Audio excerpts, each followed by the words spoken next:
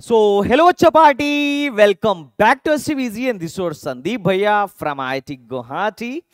And guys IPU के round 2 का result आ गया है और मजे की बात यह है कि आईपीयू में कट ऑफ लूज आ रहा है। बच्चों को ज्यादा फायदा हो रहा है, चाहे होम स्टेट वाले हों या अदर स्टेट वाले हों, कहीं ना कहीं बच्चों को फायदा दिखता हुआ नजर आ रहा है। काश इतना फायदा बच्चों को जैक दिल्ली में भी हो गया होता, मगर जैक दिल्ली की कट ऑफ रही बहुत हाई। पर टेंशन मत लो, जैक दिल्ली के स्पॉट में अभी भी चांस है। और देखना यह है कि भैया स्पॉट में इस साल कितनी वैकेंसीज आती हैं, और स्पॉट के बाद एक स्पेशल स्पॉट भी होता है, खासकर डीटीयू और आईजीडीटीयू जैसे कॉलेजेस में, बट लोगों को पता नहीं होता है। और अच्छी बात यह है कि भैया ट्रिपल आईटी दिल्ली का स्पॉट अभी अलग से स्टार्ट भी हो चुका है, खासकर CS design and computer science in social sciences में। बट एनीवेज, आज की वीडियो में मैं अभी जैक दिल्ली पर बात नहीं करने वाला हूं, लेकिन उसके स्पॉट पर जरूर बात करूंगा कि क्या वैकेंसी रहती है, कितनी सीटें रहती हैं और लगभग क्या कट ऑफ जाता है, क्योंकि वो बात करना थोड़ा सा इंपॉर्टेंट हो जाता है। बट एनीवेज, आज की वीडियो में हम थोड़ा सा अभी आईपीयू के रिजल्ट के बारे में बात कर लेते हैं, क्योंकि बहुत सारे महानुभाव थे। आईपीयू में कुछ भी फिक्स नहीं है। राउंड 1 के बाद ये लोग आराम से पैसा काउंट कर रहे थे, मजाक कर रहा हूं। उसके बाद इन्होंने फिर राउंड 2 शुरू किया। अभी राउंड 2 में 20 तारीख तक बच्चे अपना पैसे वैसे जमा करेंगे, उसके बाद ये लोग बैठ के फिर से पैसे काउंट करेंगे और उसके बाद फिर राउंड 3 शुरू करेंगे। एंड आफ्टर दैट राउंड 3 के बाद फिर internal sliding and upgradation round होगा। एंड अब उसके बाद फिर ये लोग online spot and offline spot कराएंगे। ये पिछले साल का शेड्यूल था, जो कि अभी तक इन्होंने बताया नहीं है कि क्या कराएंगे और किसी भी साल कितना राउंड्स कराएंगे, इसके बारे में कब कराएंगे इसके बारे में कोई इंफॉर्मेशन नहीं होती है। वो तो खैर एक्सपीरियंस के बिहाफ पे मैं पिछले कुछ गत वर्षों के चीजों को देख के ही मैं तुम्हें बता पा रहा हूं। अगर मैं आईपीयू के राउंड 2 की बात करूं तो देखो, दो ही केस बनता है। या तो आपको सीट अलॉट हुआ होगा, सीट अलॉटेड, या फिर आपको कोई सीट अलॉट नहीं हुआ है ना, नो सीट अलॉटेड। अगर कोई सीट अलॉट हुआ है तो क्या प्रक्रिया है, और सीट नहीं अलॉट हुआ है तो क्या प्रक्रिया है। अगर कोई सीट अलॉट नहीं हुआ है तो कोई दिक्कत नहीं है, आप सीधे राउंड 3 के लिए चले जाइए, कोई बिना पैसे दिए आगे कोई कार्यक्रम करने की जरूरत नहीं पड़ेगी। हाँ, आप चॉइस जरूर अपना ठीक कर लीजिएगा। हो सकता है कि आपने चॉइसेस ठीक से ना डाला हो। अगर आपको लगता है कि चॉइसेस में कोई कमी है तो आप बिल्कुल क्या करिए, अपने चॉइस को रीअरेंज करिए। चॉइस फिलिंग पर मेरी एक बहुत शानदार वीडियो है, जिसमें मैं आईपीयू के एक एक कॉलेजों के बारे में अच्छे से एक्सप्लेन किया था, चॉइस फिलिंग कैसे करनी चाहिए उसको भी एक्सप्लेन किया था। I have already do everything. तो उस वीडियो को आप क्या कर लीजिएगा, एज अ रेफरेंस यूज कर लीजिएगा। अब जिन लोगों को सीट अलॉट हो चुका है उसमें भी दो केस बनता है।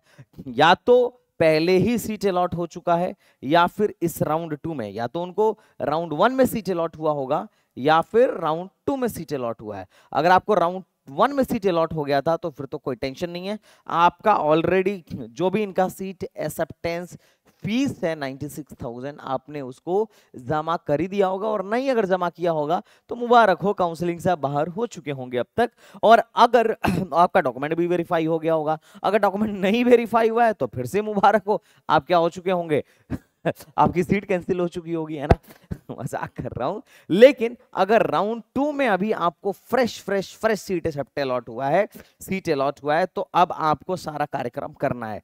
पहला कार्यक्रम है कि आपको सीट एक्सेप्टेंस फीस देना है, कितना, 96,000 रुपीज। जैसे फॉर एग्जाम्पल, अब हुआ क्या है मामला, मैं आपको समझाता हूं। जैसे ये आईपीयू का पैनल, आप जाइए और यहाँ पर खटाखट लॉग इन करिए कंडक्ट एक्टिविटी पे जाके। और जैसे कि मैं अभी एक बच्चे का लॉग इन किया हूं, लॉग इन करने के बाद आप देखिए कि आपको क्या सीट अलॉट हुआ है, इस पर क्लिक करिए। अब ये एक अपना स्टूडेंट है जिसका मैं अभी रिजल्ट देखने जा रहा हूं। अब आप इसकी रिजल्ट को देखिए, 12 लाख रैंक है, 12,12,39,263 रैंक है। बच्चे को डॉक्टर अखिलेश दास गुप्ता में क्या मिला हुआ है, computer science and engineering shift 2 मिला हुआ है ना। तो इसको अभी अखिलेश दास गुप्ता में शिफ्ट 2 में ये चीज मिला हुआ है। और किस कैटेगरी से मिला है, कौन से कोटे से मिला है, सब कुछ यहाँ पे देख सकते हैं। अब जो सबसे इंपॉर्टेंट पोर्शन है, आपको सीट एक्सेप्टेंस फीस जमा करना है। सीट एक्सेप्टेंस फीस 96,000 है अपना, जो कि वी हैव टू पे, चाहे आप किसी भी कैटेगरी के हो। आपका कितना फीस है आपको यहाँ पर देखने को मिल जाएगा, तो यू हैव टू डू। उसके बाद वो जो सबसे इंपॉर्टेंट है वो है अपना सबमिट विलिंगनेस। तो आपको क्या करना है, विलिंगनेस सबमिट करनी है, जो कि और ज्यादा इंपॉर्टेंट है। उसमें या तो आपको फ्रीज सबमिट, फ्रीज पर मतलब फ्रीज पर क्लिक करना है, या फिर फ्लोट पर क्लिक करना है। मतलब अगर मैं सबमिट विलिंगनेस की बात करूं तो हमें तो अभी फ्लोट पर ही क्लिक करना है, फ्लोट पर ही क्लिक करना है, हमें फ्रीज नहीं करना है, हमें फ्रीज नहीं करना है। फ्रीज करने का मतलब यह है, जैसे मान लो इस बच्चे को डॉक्टर अखिलेश दास गुप्ता मिला है, तो इसका मतलब यह है कि अभी इसी में रहना चाह रहा है, अभी किसी इसके ऊपर किसी चॉइस को में नहीं जाना चाह रहा है। अगले राउंड में अगर सीट खाली भी होगी तो भी ये इसी को लेना चाहेगा, ना कि ऊपर किसी MAIT MSIT भारतीय विद्यापीठ भगवान परशुराम को लेना चाहेगा। तो अभी अपने को क्या करना है, फ्लोट पे ही क्लिक करना है, क्योंकि हम तो चाहते हैं भाई कि अभी हमको जो सीट मिला है उसके ऊपर की सीटें मिले। अब ध्यान रहे कि जो सीट आपको मिला है इसके ऊपर की सीट जैसे ही आपको मिलेगी, ये वाली सीट कैंसिल हो जाएगी, तो इसके ऊपर की जो सीट आपको मिले वो ध्यान रहे वो इस सीट से बेहतर होनी चाहिए किसी भी कीमत पर, एट एनी कॉस्ट। अगर आपको लग रहा है कि चॉइस फिलिंग में कोई गड़बड़ी है,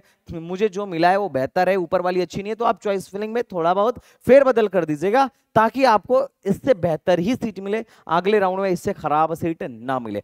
अब मैं इस चीज को थोड़ा सा वो है, अब सीट एक्सेप्टेंस फीस जमा कब तक करना है, रिफंड पॉलिसी क्या है, थोड़ा सा उसके बारे में चर्चा कर लेते हैं। अब मैं आपको बताता हूं कि अभी हमें करना क्या है। तो देखो, हमें पार्ट एडमिशन फीस जो है 96,000 हमको क्या करना है, दे देना है, जो कि मैंडेटरी है। और कब तक दे देना है, 18 तारीख तक दे देना है। अगर आप इस डेट तक नहीं देंगे पार्ट एडमिशन फीस, तो आपका एडमिशन कैंसिल हो जाएगा, आप काउंसलिंग से सीधे किक कर दिए जाएंगे। तो ये जरूरी है। और उसके बाद आपको सबमिट विलिंगनेस पर क्लिक करना है। फ्लोट मतलब अपग्रेडेशन चाह रहे हैं, फ्रीज मतलब आप कोई अपग्रेडेशन नहीं चाह रहे हैं, ये भी आपको 18 तारीख को रात 10:30 बजे से पहले पहले ही कर लेना है। उसके बाद से आपको सीट अलॉटमेंट लेटर डाउनलोड करना है, जो कि 20 तारीख तक कर लेना है। एंड आफ्टर दैट आपका डॉक्यूमेंट वेरीफाई होगा। अगर डॉक्यूमेंट में कोई गड़बड़ी पाई जाती है तो your seat will be cancel out. And 20 तारीख तक आपको क्या कर लेना है, सीट मतलब डॉक्यूमेंट वेरिफिकेशन लेटर वगैरह डाउनलोड कर लेना है 20 तारीख तक। एक बात ध्यान रखिएगा। अब बात करते हैं भैया विड्रॉल का क्या प्रोसीजर है। राउंड 1 वालों को अगर विड्रॉल करना हो, मान लो किसी को जोसा जैक दिल्ली में मिल गया हो, तो आगे का कार्यक्रम क्या है। तो देखो, अभी भी विड्रॉल पॉसिबल है भैया, टेंशन मत लेना। विड्रॉल आप 20 तारीख तक कर सकते हो। After deposit the academic fees, if a candidate wants to withdraw the admission against the allotted seat, she can apply for withdrawal by clicking the withdrawal option available in his account. Allotted and fees paid are allowed to withdrawal फलाना फलाना फलाना। बस यही है कि आप जो है अगर विड्रॉल कर लेते हैं तो आपकी सीट कैंसिल हो जाएगी, and you will not be participate in subsequent round, but spot round में आपको मौका मिल सकता है। क्यों, ये सारी चीजें हैं, इस चीज को आप थोड़ा सा पढ़ लीजिएगा, जिससे और आपको और ज्यादा क्लियरिटी के साथ समझ में आ जाएगा। तो मेनली जो पॉइंट्स थे वो हमने यहाँ पर कवर कर लिया है। अब सवाल ये है कि भैया थोड़ा सा कट ऑफ के बारे में आइडिया दे दो। तो देखो, अभी इन लोगों ने ऑफिशियल कट ऑफ तो रिलीज नहीं किया है, जैसे ही इन लोगों ने ऑफिशियल कट ऑफ रिलीज करेंगे ये लोग, मैं इस पर एक डिटेल वीडियो फिर से बना दूंगा कट ऑफ एनालिसिस पर अभी मैं आपको थोड़ा सा दिखा देता हूं, है ना। यहां पर देखो आप, ये कुछ बच्चे थे, क्योंकि रात हो चुका था तो बहुत सारे बच्चों ने गूगल फॉर्म भरा था, तो कुछ कुछ बच्चों का मैंने रैंक पिक कर लिया था, जो मेरे को थोड़ा सा लगा कि ये कॉलेज में करना चाहिए। जैसे विप्स में IOT जो है, एक अदर स्टेट वाले बच्चे को एक 36 पे मिली है। पिछले साल से 15,000 रैंक का डिफरेंस आया है।